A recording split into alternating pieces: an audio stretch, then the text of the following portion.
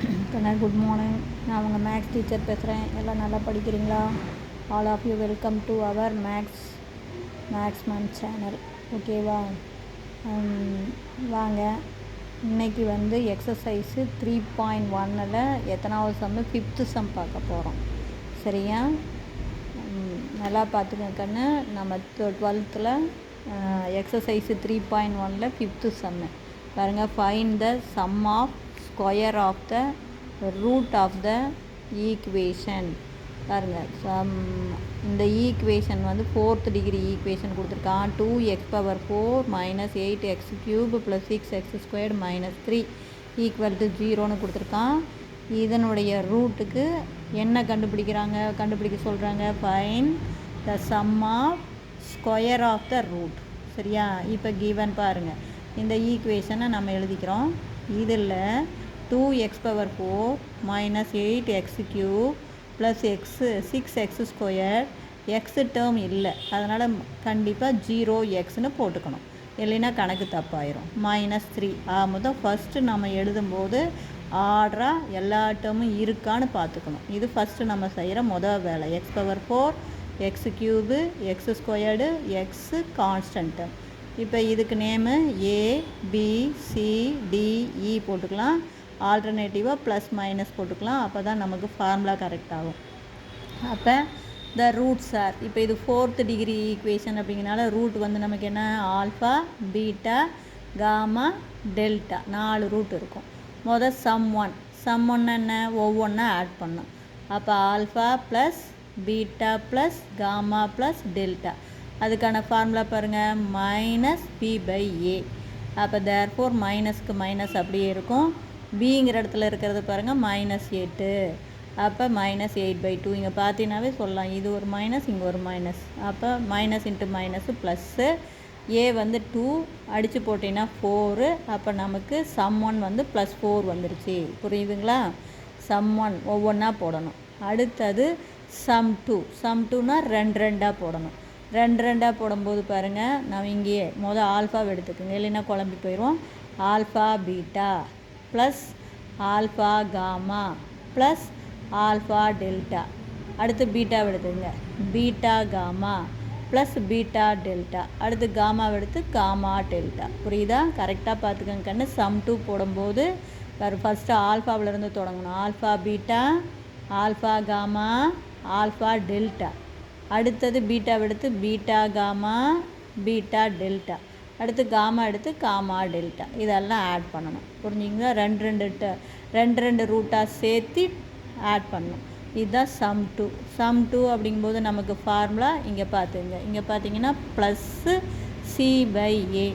அப்போ ப்ளஸ்ஸு, சிக்கு பதிலாக 6, ஏவுக்கு பதிலாக 2. அப்போ நமக்கு 6/2 அடித்து போட்டால் 3. இப்போ நமக்கு சம் 1ம் சம் 2வும் தெரிஞ்சால் போதும், சம் 3 தேவையில்லை. ஏன்னா நம்ம கேட்குறது sum of the square of the root.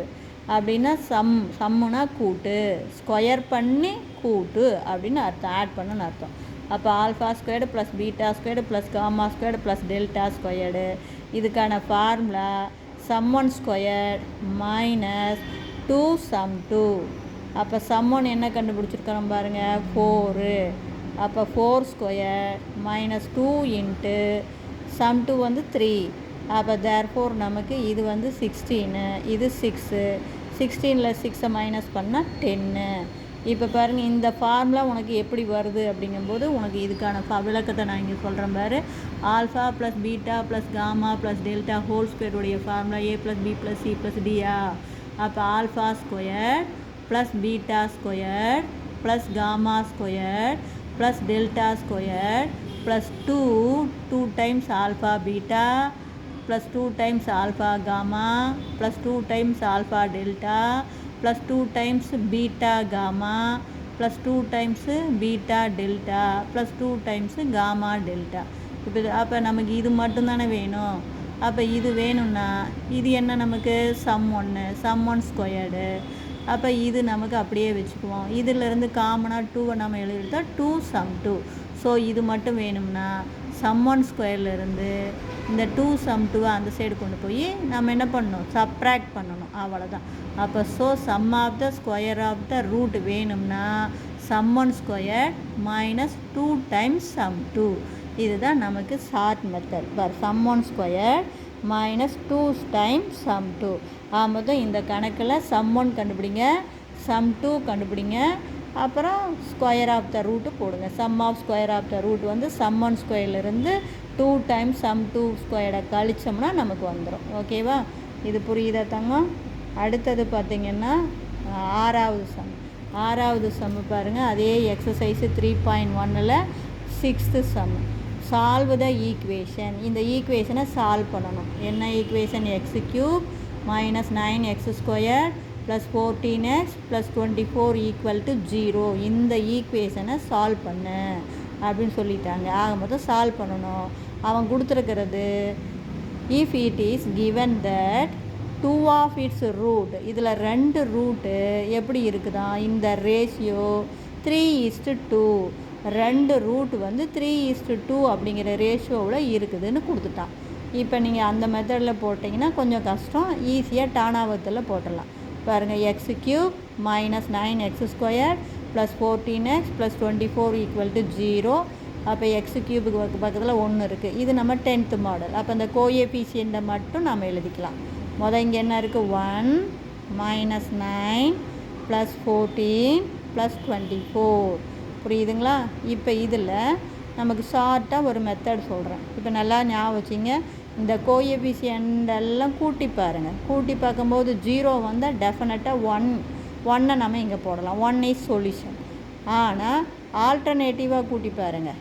ஈக்குவலாக வந்துச்சுன்னா -1 இஸ் ஏ சொல்யூஷன். நல்லா பாருங்கள், ஒன்றுமே இல்லை கண்ணு. எல்லாம் கூட்டும்போது 0 வந்தால் டெஃபினட்டாக 1 இஸ் ஏ சொல்யூஷன் சொல்லிடலாம். ஆல்டர்னேட்டிவாக கூட்டி பாருங்கள். இங்கே 1ஐயும் 14 கூட்டி பாருங்கள் 15. அதே -24ஐயும் -9ஐயும் ஆட் பண்ணி பாருங்கள் 15. ஈக்குவலாக வருதா? அப்போ -1 போட்டுக்கலாம் நம்ம. இப்போ இது 0, இது +1 அப்படியே எடுத்து வைங்க. இதையும் மல்டிபிள், ஜஸ்ட்டு மல்டிபிள் தான் இங்கே போடணும். அப்போ plus into minus, minus 1 into 1 1. இங்கே பெரிய நம்பருடைய குறி மைனஸ், சிம்பிள் ஒரே மாதிரி இருக்கிறனால கூட்டிக்கணும் 10. எகைன் பெருக்கிறோம். Minus into minus plus 1 into 10 10. Again இது ரெண்டும் சிம்பிள் ஒரே மாதிரினால ஆட் பண்ணிக்கிறோம். ப்ளஸ் 24. எகைன் இதையும் 1ஐயும் 24ஐயும் பெருக்கும்போது ப்ளஸ் இன்ட்டு மைனஸ் மைனஸ் 124 24 0 வந்துடும். அப்போ தேர்ஃபோர் இங்கே -1 போட்டிருக்கோமா? அப்போ இது சொல்யூஷன். அப்போ இதை ஃபேக்டராக எழுதும்போது குறியை மாற்றிக்கணும். x + 1 is a factor. நல்லா பார்த்துங்க, ஒன்றுமே இல்லை. இங்கே -1 போட்டிங்கன்னா இந்தாண்ட வந்து x + 1 is a factor. x + 1 is a ஃபேக்டராக இருந்தால் தானே x = -1 சொல்யூஷனாக இருக்கும். அதே மாதிரி அடுத்தது பாருங்கள், இங்கே 24, இது 10. எதை பெருக்குன்னா 24. 6 4s 24. அதனால் இப்போயும் என்ன பண்ணலாம்? 4 போட்டு பார்க்கலாம். அப்போ இதே டானாவதுலேயே போட்டுக்கலாம். இது +1 பாருங்கள். Plus into plus plus 1 4 is 4. பெரிய நம்பருடைய குறி மைனஸ், குறி வெவ்வேறையாக இருக்கனால கழிச்சிக்கிறோம். அடுத்தது again plus into minus minus 6 4s 24. அப்போ +24 -24 நமக்கு 0 ஆயிரும். ஸோ நமக்கு x - 4 இஸ் எ ஃபேக்டர். பாருங்க, இங்கே +4 போட்டிருக்கேன். இங்கே ஃபேக்டர் எழுதும்போது x - 4 இஸ் எ ஃபேக்டர் சொல்லிடணும். இது அப்படியே இந்த இடத்துல எக்ஸ் சேர்த்து இதுக்கு குறி மாற்றக்கூடாது. x - 6 is a factor. நல்லா கவனிக்கணும். இது வந்து இப்படி டானாவகத்தில் போட்டுட்டு இந்த எழுதும்போது தான் நீ குறியை மாற்றி சொல்லணும். இதுக்கு வந்து நீ இந்தாண்ட கொண்டு போகலை. இது குறியை மாற்றக்கூடாது. இந்த 2 ஸ்டெப்பு தான் சிம்பிளை மாற்றி ஃபேக்டரில் சொல்லணும். இது அப்படியே ஃபேக்டர் தான். புரியுதா? இது சொல்யூஷன், இது சொல்யூஷன், ஆனால் இது வந்து ஃபேக்டர். அப்போ இங்கே -1னா x + 1 இஸ் எ ஃபேக்டர். இங்கே +4னா x - 4 இஸ் எ ஃபேக்டர். இது அப்படியே x - 6 இஸ் எ ஃபேக்டர். அப்போ டோட்டல் ஃபேக்டர் நம்ம கண்டுபிடிச்ச மொத்தம் 3 factor. x + 1, x - 4, x - 6 equal to 0. Hence the solution. +1 அந்தாண்ட போச்சுன்னா -1, -4 இந்தாண்ட போச்சுன்னா +4.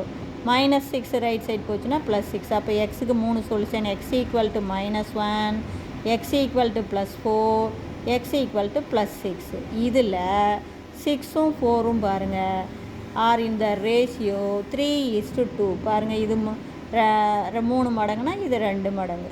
அப்போ 3 2s are 6, 2 2s are 4. R இந்த ரேஷியோ 3:2. நீங்கள் இதிலையே போட்டுட்டிங்கனாவே உங்களுக்கு ஈஸியாக நீங்கள் மார்க் வாங்கிக்கலாம். இது புரியுதா கண்ணு? தேங்க்யூ. இதில் ஏதாச்சும் சந்தேகமாக இருந்தால் கேளுங்க.